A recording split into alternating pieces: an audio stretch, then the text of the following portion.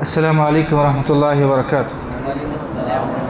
الحمد للہ رب العالمین وبہ نستعین وعلی من تبعہم بإحسان الی یوم الدین، اما بعد۔ اعوذ باللہ من الشیطان الرجیم، بسم اللہ الرحمن الرحیم۔ وشر الامور محدثاتها وکل محدثۃ بدعۃ وکل بدعۃ ضلالہ وکل ضلالۃ فی النار۔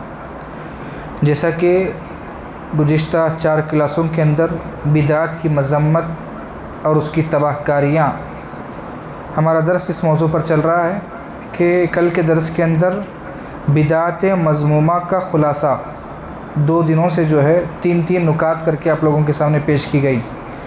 آج کے درس کے اندر 2 نکات بتا کر 8 نکات کو مکمل کریں گے۔ جیسا کہ کل دلائل کی روشنی میں 6 نکات کو آپ لوگوں کے سامنے پیش کیا گیا۔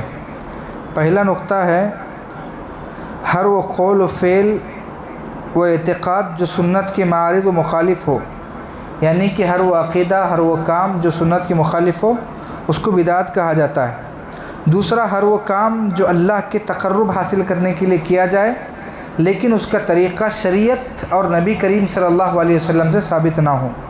تیسرا، ہر وہ عقیدہ جس کی شریعت میں دلیل نہ ہو، یعنی کہ ہم اپنا عقیدہ ہم رکھتے ہیں کسی چیز کے اوپر، اس کی دلیل شریعت سے نہ ہو۔ اور چوتھا نقطہ، ہر وہ عبادت جس کی کیفیت صرف ضعیف یا موضوع روایت سے پائی جاتی ہو۔ پانچواں نقطہ، ہر وہ عبادت جو شریعت کے اندر جو ہے کسی لوگوں پر یا کسی بزرگوں پر منحصر ہو۔ اور چھٹا نقطہ جو ہے ہر وہ کام جو شرعی دلیل سے ثابت نہ ہو لیکن کچھ چیزوں کو آڑ بنا کر یا کسی چیزوں کو سامنے رکھ کر وہ پیش کیا جائے۔ یہ تھے 6 نکات۔ آج 2 نکات پر انشاءاللہ تفصیلی گفتگو کی جائے گی۔ آج کا پہلا نقطہ ہے بعض علماء یا خصوصاً مشائخین نے جن عمل کو بلا دلیل کے مستحب قرار دیا۔ کیا ہے؟ کچھ علماء، علم رکھنے والے یا بڑے لوگ کچھ عمل کو مستحب قرار دیتے ہیں، یعنی کہ وہ عمل شریعت کے اندر نہیں ہے لیکن اس کو اپنی ذہن سے، اپنی عقل کو آگے رکھ کر جو ہے اس عمل کو کرنا مستحب بولتے ہیں۔ مستحب کس کو بولتے ہیں؟ سنت اور نفل کے بعد جو کیا جاتا ہے وہ عمل مستحب ہے۔ تیسرا درجہ، پہلا درجہ فرض، اس کے بعد سنت، اس کے بعد نفل، اس کے بعد جو آتا ہے وہ مستحب عمل ہے۔ ٹھیک ہے؟ اب اس کے اندر ایک چیز مثال کے طور پر، دلیل قرآن جو سنت سے ہے، کسی شخصیت کا قول نہیں ہونا چاہیے۔ ہر عمل کے پیچھے دلیل ہمیں صرف قرآن اور حدیث سے لینا چاہیے، کسی بزرگ کا حوالہ یا کسی شخصیت کا حوالہ نہیں لینا چاہیے۔ مثال کے طور پر فلاں بزرگ کرتے تھے اس لیے یہ عمل صحیح ہوگا۔ اب اس کے اندر آپ بہت سارے مثال دے سکتے ہیں۔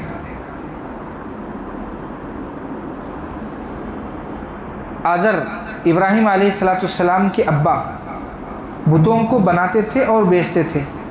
ابراہیم علیہ السلام نے کہا، اے ابا جان، آپ ان بتوں کی پرستش نہ کریں، ان بتوں کو نہ پوجیں، کیونکہ یہ بت ایسے ہیں اگر ان کی ناک کے اوپر بھی اگر مکھی بیٹھتی ہے تو ہٹانے کی طاقت نہیں رکھتے۔ تو آذر نے جواب کیا دیا تھا؟ قرآن مجید کی آیت، قالوا بل وجدنا آباءنا كذلك يفعلون، ہم یہ کام اس لیے کر رہے ہیں کیونکہ ہمارے باپ دادا کیا کرتے تھے۔ سمجھ میں آ رہی بات؟ اب آپ ہمارے مسلمان جو اپنے آپ کو کہتے ہیں، جو قبر کی پوجا کرتے ہیں، قبر کے اندر اپنے منتیں مانگتے ہیں، اپنا مشکل کشا حاجت رواں جن کو مانتے ہیں، ان کو جا کر پوچھیں قرآن و حدیث سے اسی دلیل دو، تو وہ لوگ بولیں گے کہ ہر چیز کی دلیل قرآن و حدیث سے نہیں ملتی۔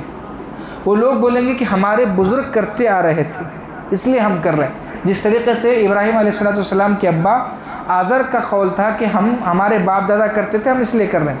اب دیکھیں، قبر کے اوپر جا کر سجدہ کرنے والے، قبر کو جا کر اپنی منتیں مانگنے والے، قرآن اور حدیث کے اندر اللہ کے نبی نے کہا کہ قرآن کے اندر دلیل اللہ کے نبی نے کہا کہ حدیث کے اندر کہ تم قبروں کی زیارت کرو، قبرستان کی زیارت کرو تاکہ تمہیں آخرت کی یاد آئے. ٹھیک ہے. اللہ کے نبی نے صرف یہ کہا. اللہ کے نبی کی حدیث ایک حدیث نہیں ہے کہ تمہارے اولیاء مریں گے، تمہارے بزرگ مریں گے. یہاں پر میں دلیل دینا چاہتا ہوں کہ اللہ کے نبی کی زندگی کے اندر اپنے چچا، کون سے چچا؟ حمزہ رضی اللہ عنہ کا انتقال ہوا. اللہ کے نبی نے قبر میں دفنایا. اللہ کے نبی نے اپنی زندگی کے اندر اپنی بیوی خدیجہ رضی اللہ عنہ کو دفنایا. کیا اللہ کے نبی جناب محمد رسول اللہ صلی اللہ علیہ وسلم نے خبر کو اونچی کی، یا خبر کو پختہ بنایا، یا خبر کے اوپر چادر چڑھائی، یا خبر کے اوپر پھول چڑھائے؟ اللہ کے نبی کے چہیتے، اللہ کے نبی کی خاص بیوی، اللہ کے نبی کی 3 بیٹیاں، اللہ کے نبی کی 2 بیٹیاں، اللہ کے نبی کی 2 بیٹیاں اللہ کے نبی کے زندہ رہتے ہوئے انتقال ہوئے، اور اللہ کے نبی کے 3 بیٹے اللہ کے نبی کی زندگی میں انتقال ہوئے. اللہ کے نبی کے ساتھی صحابہ انتقال ہو گئے.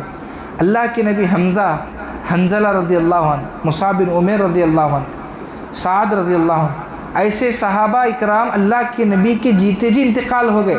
لیکن اللہ کے نبی کی ایک حدیث ہمیں نہیں ملتی کہ اللہ کے نبی نے کہا کہ ان کا مقام زیادہ ہے اس لیے تم ان کی قبروں کو پختہ بناؤ، گویا کہ جا کے ان کے پاس تم زیارت کرو. اللہ کے نبی نے کسی کو نہیں کہا. اب ہم اپنے آپ کو ولی کہتے ہیں. کچھ لوگ ولی کہتے ہیں. اصل میں قرآن کے اندر ولی کی ڈیفینیشن کیا ہے؟ ولی ہونے کے بعد اس چیز کا مطلب کیا ہے؟ اللہ نے قرآن مجید کے اندر فرمایا الا ان اولیاء اللہ لا خوف علیہم ولا هم يحزنون. ولی وہ ہے جن کو کوئی کسی چیز کا خوف نہیں ہوتا. الا ان اولیاء اللہ لا خوف علیہم ولا هم يحزنون، نہ ان کو کسی چیز کا غم ہوگا. آج کل کے جو ہری پگڑی باندھ کے اپنی داڑھیوں کو بنا دھوئے کالی داڑھی کر کے فلاں چیز، یعنی کہ ان کو نمازیں کتنے وقت کی وہ نہیں معلوم، وہ لوگ اپنے آپ کو ولی بول رہے ہیں. محرم کے اندر جو پنجے، جو پانچ نامہ جو ہوتا ہے جو اٹھاتے ہیں، وہ اپنے آپ کو ولی کہتے ہیں. ان لوگوں کے گھر کی حالات ایسی ہوتی ہے کہ ان لوگوں کو اپنی جان کا ڈر، وہ لوگوں کی زندگی کے اندر ٹینشن ہوتا ہے. اگر کسی کے اندر یہ چیز ہے کہ اپنی جان کا ڈر ہے اور اپنی زندگی کے اندر پریشانیاں ہیں، مصیبتیں ہیں، اور ان کو اپنی زندگی ہلاک ہونے کا ڈر ہوتا ہے، تو ولی نہیں ہو سکتا. اللہ نے قرآن مجید کے اندر جو فرمایا الا ان اولیاء اللہ لا خوف علیہم ولا هم يحزنون، کہ بے شک اللہ کا ولی ہے جسے نہ کسی چیز کا ڈر ہوگا اور نہ کسی چیز کا غم ہوگا. ان کے گھروں کے اندر جا کے دیکھیں، جو اپنے آپ کو ولی کہتے ہیں، اپنی اولاد بیمار ہونے پر یہ لوگ اللہ رب العالمین کو گالی دیتے ہیں. یہ ولی ہو سکتے ہیں؟ ہرگز نہیں ہو سکتے. اللہ کا ولی وہ ہے جو الذین آمنوا وکانوا یتقون، جو صحیح معنوں میں اللہ پر ایمان لائے اور اپنے دل کے اندر اللہ کا تقوی پیدا کرے. بات سمجھ میں آ گئی کہ دین کے اندر کسی عالم، چاہے خواہ میں ہی کیوں نہ ہوں، اگر میں بھی کوئی بات، اپنے آپ کو ہم اہل حدیث کہتے ہیں، اپنے آپ کو قرآن و حدیث پر چلنے والے کہتے ہیں، اگر میں بھی کوئی چیز سنت خلاف بولا تو ہر ایک انسان کو پوچھنے کا حق ہوتا ہے، اور اس کی دلیل کے بغیر اگر میں بات کر رہا ہوں تو میں سب سے بڑا جاہل ہوں. اگر میں آپ کو ایک عمل کرنے کے لیے بول رہا ہوں، مثال کے طور پر میں نے آپ کو کل محرم کا روزہ ہے، میں نے آپ کو روزہ رکھنے کے لیے کہا، تو سب سے پہلے میں بولنے والا آدمی میں دلیل تلاش کروں. کہاں سے دلیل؟ قرآن اور حدیث سے. آپ آ کر مجھے پوچھیں کہ آپ نے بڑے جوش سے کہا کہ محرم کے روزے رہنا، دلیل دو. اب میں آپ کو دلیل دوں گا. کیا؟ افضل الصیام بعد رمضان شہر اللہ المحرم. اللہ کے نبی کی حدیث ہے کہ رمضان کے روزوں کے بعد اللہ رب العالمین کے یہاں سب سے زیادہ فضیلت والے روزے محرم کے روزے. اب دلیل مل گئی. اب میں وہی دلیل فلاں لوگوں کو جا کے پوچھوں گا کہ تم یہ کام کر رہے، اس کی دلیل قرآن و حدیث سے دو. وہ لوگوں کی دلیل یہی ہوتی ہے کہ ہمارے بزرگ کرتے تھے. ہمیں دلیل سیدھے کس کے پاس چاہیے؟ اللہ کے نبی اور قرآن سے. ہم بزرگوں کا دین یہ نہیں ہے. یہ دین اللہ کے نبی نے حجۃ الوداع کے موقع پر کہا تھا الیوم اکملت لکم دینکم واتممت علیکم نعمتی ورضیت لکم الاسلام دینا. آج کے دن میں نے دین کو تمام کر دیا، مکمل کر دیا، اس کے بعد جو بھی چیزیں آنے والی ہیں، چاہے وہ انسان عبادت کے غرض سے کرے، اللہ کا تقرب حاصل کرنے کی کرے، یا اپنے لوگوں کو کیا بناتے ہیں، کوئی صاحب آ کے بولتا ہے مرید، یا مرید بنانے کے لیے ہو، کچھ بھی ہو، اگر انسان یہ سب چیزیں دنیا کے اندر ایجاد کرتا ہے، یہ ساری چیزیں بدعت۔ ہاں، دوست بنا سکتے ہیں، جیسا کہ اللہ نے ابراہیم علیہ السلام کو اپنا دوست بنایا تھا، تو اللہ کے نبی نے ایک حدیث کے اندر بتایا کہ تم نیک لوگوں کی صحبت اختیار کرو، کیونکہ وہ قرآن و حدیث پر چلتے ہیں اور چلنے کی تعلیم دیتے ہیں۔ اگر آپ جو بھی عمل کر رہے ہیں، آپ کو کوئی پوچھے رفع الیدین کے مسئلے، مثال کے طور پر میں رفع الیدین کے مسئلے کہتا ہوں، آپ رفع الیدین کر رہے ہیں، آپ سے دلیل پوچھے تو 14 حدیثیں کتاب الصلاح کی ہیں، کتاب الصلاح کے اندر صحیح مسلم کی حدیث ہے رفع الیدین کی۔ اگر آپ رفع الیدین نہیں کرتے تو آپ دلیل پیش کریں، کس سے دلیل پیش کریں؟ ہم جو کتاب اللہ کے نبی کے بعد، اللہ کے نبی نے جو حدیثیں بیان کی، قرآن کے بعد سب سے زیادہ صحیح ماننے والی، صحیح سمجھنے والی کتاب کون سی، سچی کتاب کون سی ہے؟ صحیح بخاری کی۔ صحیح بخاری کے اندر 14 حدیثیں حدیث نمبر کے ساتھ جو ہے آئے، ہم بتائیں گے۔ اگر ہم نہیں بتا سکے تو آپ بتائیں کہ رفع الیدین کیوں نہیں کرنا۔ ایک دلیل پیش کرتے ہیں کہ وہ دلیل جو ہے وہ من گھڑت روایت، کیا بولتے ہیں کہ اس موقع پر اللہ کے نبی جب رفع الیدین کرتے تھے، اس موقع پر بت جو ہے بغل میں رکھتے تھے، اس وجہ سے رفع الیدین کرتے تھے۔ ایک بات، اللہ کے نبی جناب محمد رسول اللہ صلی اللہ علیہ وسلم فاتحانہ مکۃ المکرمہ کے اندر داخل ہوئے تو اللہ کے نبی نے اپنے ہاتھوں سے بتوں کو صاف کیا، اور اللہ کے نبی نے کہا وَضْحَقَ الْبَاطِلِ إِنَّ الْبَاطِلَ كَانَ زَهُوقًا، حق حق ہے، باطل باطل ہے، حق آنے کے بعد باطل مٹ جاتا ہے۔ تو ذرا بتائیں کہ صحابہ اکرام رضی اللہ عنہ کے ان پاس اتنی بھی عقل نہیں تھی کہ ان مورتیوں کو پیچھے رکھ کے نماز پڑھ سکیں؟ ذرا یہ بتائیں کہ صحابہ مورتیوں کو لے کے گھومتے کیوں تھے؟ اللہ کے نبی تو صفایا کیے تھے، چلو اس سے پہلے کی بات اگر ہوتی تو مورتیاں صحابہ لے کے کیوں گھومتے تھے؟ ظاہر سی بات ہے، اب اللہ کے نبی نے کیا بولا کہ چپل ڈال کے نماز پڑھ سکتے آپ،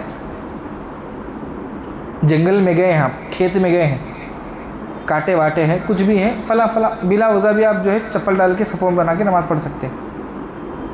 آپ کے چپل کے اندر گندگی لگی ہوئی ہے، آپ چپل ڈال کے نماز پڑھیں گے؟ کیوں؟ گندگی سے نماز باطل ہو جاتی۔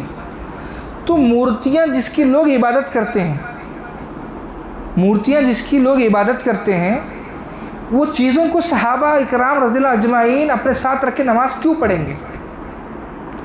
واضح ہوگی بات کہ یہ حدیث روایتاً ضعیف ہے، اگر صحیح ہے تو اس کی روایت ہمیں دے۔ کل بتایا میں کہ صحیح حدیث کو کیسے پیش کیا جاتا ہے، باپ بیٹے سے، بیٹا باپ سے، فلاں فلاں فلاں جا کر سیدھے اللہ کے نبی اس موقع پر کھڑے تھے یا بیٹھے تھے۔ آپ نے سنا ہوگا کہ حدیث کے موقع پر کبھی بولتے ہیں کہ ان النبی صلی اللہ علیہ وسلم، اللہ کے نبی نے کہا، قال النبی صلی اللہ علیہ وسلم، اللہ کے نبی نے صحابہ سے کہا، اور سمعت رسول اللہ صلی اللہ علیہ وسلم، اللہ کے نبی سے ہم نے سنا، یہ روایت ہوتی ہے۔ ایسی روایت ہمیں کہیں نہیں ملتی کہ بتوں کو جو ہے بغل میں رکھ کے نماز پڑھتے تھے۔ تو کہنے کا مقصد کیا ہے کہ بزرگوں کا دین ہمارا نہیں ہے کہ بزرگ کرتے تھے اس لیے ہم کر رہے ہیں۔ اب ایسی بہت ساری عبادتیں ہیں۔ میلاد النبی کا مسئلہ، انشاءاللہ آج ایک ہی نقطے پر بات ختم کریں گے، کل ایک نقطہ بتائیں گے اور انشاءاللہ۔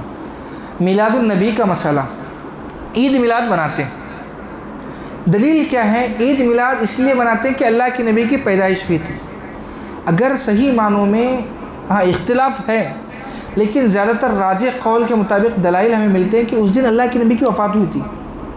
ٹھیک ہے، ہم suppose once upon a time مان لیتے ہیں کہ اس موقع پر اللہ کے نبی کی ولادت ہوئی تھی، اللہ کے نبی کی پیدائش ہوئی تھی، تو اللہ کے نبی جناب محمد رسول اللہ صلی اللہ علیہ وسلم نے پیدائش کے موقع پر کیا ہمیں خوشی منانے کا حکم دیا؟ چلو، اللہ کے نبی جب پیدا ہوئے، اللہ کے نبی کی والدہ کا نام کیا ہے؟ آمینہ۔ تو جب ان کی پیدائش جب ہوئی تو ان کے دادا نے، عبد المطلب نے اللہ کے نبی کا عقیقہ کیا۔ اللہ کے نبی کے پیدا ہونے کے بعد اللہ کے نبی کے ساتھ کئی سال تھے. کیا ان کے دادا نے اللہ کے نبی کا برتھ ڈے منایا؟ چلو، اللہ کے نبی جب زندہ تھے اس لیے نہیں منایا.